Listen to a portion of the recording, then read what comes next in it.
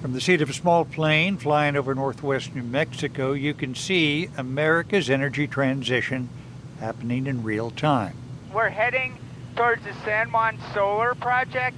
That's Mike Eisenfeld of the environmental group San Juan Citizens Alliance, pointing at rows and rows of black rectangles planted in bone-dry earth. It's the biggest project going right now, economically.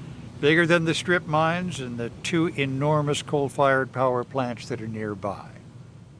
Eisenfeld was in that plane to witness the demolition of one of those plants while member station KSUT's Adam Burke was on the ground. From detonation to dust, it takes just a minute to demolish smokestacks. Yeah, just flip on the side of my car there, Dan. And about an hour before explosion time, dozens of contract workers in trucks and cars roll into a dirt lot to watch the industrial carnage. So I'm going to do a loud, verbal 10-9-8-7-6. Rodrigo Roman is an explosives expert with the demolition team. And I'm going to whisper 5, 4, 3, 2, 1. He's going to yell fire in the hole. He pushes the buttons, you hear a click, and then it's game on. The San Juan Generating Station burned its last load of coal 2 years ago, but this is a symbolic and emotional moment for former employees, especially Navajo workers. And everyone here is gazing up at the 400-foot concrete cylinders bathed in yellow morning sunlight one last time. 5-minute warning! But at least one Navajo woman found the moment too heavy to bear. I didn't attend the demolition because I'd probably cry. I meet with Christina Aspaas in a nearby town. She's lived in the area her whole life. And knowing all that I know of how many jobs lost, the impacts that I'm seeing as a school board member to our district, going to this demolition, I don't think that would have been good for my whole being. Aspaas's family history is embedded with the coal economy here. Her earliest memories of this power plant come from when she was a kid. It was just someplace we dropped my dad off at work. He was a welder, but he helped build that power plant. Grandfathers, uncles, and aunts worked at power plants and coal mines across the region, and eventually she joined them as a utility worker in one of the mines. When they told me how much I was making, I thought I was rich. Decades later, she's a journeyman electrician at Navajo Mine and a union member. Her income supports dozens of family members. It provided for me and my daughter, and I'm connected to 4 different clans, and my wealth is not accumulated to myself. When I hear of ceremony or other things going, I help with food, groceries, cash. In the span of a decade, thousands of middle-class Navajo people have lost jobs connected to the coal economy. Many have moved out of state. New Mexico labor data shows displaced energy workers are making nearly $30,000 less a year on average since the San Juan power plant closed in 2022. What industry do we bring in here immediately to make up the tax revenue that's lost? 1 minute warning. 1 minute warning. On the morning of the demolition, another Navajo woman is parked on the road outside the gates of the San Juan Generating Station. I wanted to witness it with my own eyes. Elouise Brown also has childhood memories of the power plant. We've been working on this for a long, long time, and I was very, very excited to see this. As an adult, she became concerned about the haze of air pollution all over the reservation. It didn't look safe.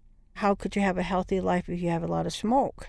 Brown became an anti-coal activist in December 2006 after she learned a former Navajo Nation president was backing a new coal-fired power plant in the region. She drove to the site, she started ripping out survey flags, and then she blocked a construction truck using her car. I went off the road, and I went right in front of him. He had to stop. He had no choice. He was a huge guy. He was like looking at me and just yelling at me. And I said, I don't care what the Navajo Nation president told you. He has no right to do what he did without informing us. So you're not coming through. Brown fought the project until it fizzled in 2009. In our Navajo way of life, you don't mess with Mother Earth. You don't mess with the resources inside. For more than 75 years, Navajo people who call themselves Diné have forged a complex relationship with coal.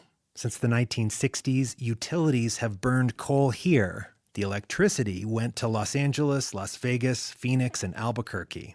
Diné sociologist and historian Andrew Curley says some Navajo people see this story as a kind of colonialism. How these non-native communities, especially white communities, prey upon Diné people and resources, replicating a pattern of colonial marginalization and dispossession that goes back more than 100 years. Curley's book, Carbon Sovereignty, explores the Navajo relationship with coal. And many Diné workers he interviewed said their labor in the coal industry was meaningful. It became a source of empowerment. It was a form of identity building between workers at a site. In the 1970s, Navajo workers and elected officials began to leverage their sovereignty. Our tribal leaders started to renegotiate royalty rates with extractive companies operating in Indian country to give more money back to the tribe and give more rights to Diné laborers. As coal declines and new resources power the grid, Curley says those replacement industries are not supporting Navajo workers the way coal did.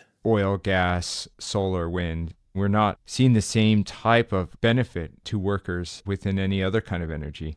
And they're not getting that social mobility through coal work that we in the social sciences were able to demonstrate existed. Here we go!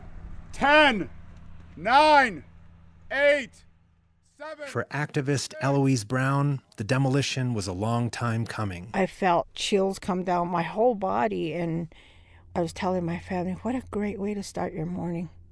What a blessing. Coal mine electrician Christina Aspaas watched a video of the implosion later that day on social media. And it just brought back memories. My childhood, my dad, my mom. She posted a few words online to honor the generations of Navajo workers who have labored in coal. We took them for granted. I just wanted to let them know that I remember you.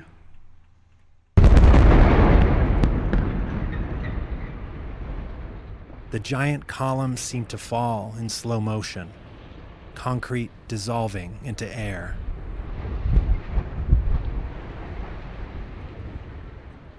From detonation to dust, it takes less than a minute to demolish smokestacks.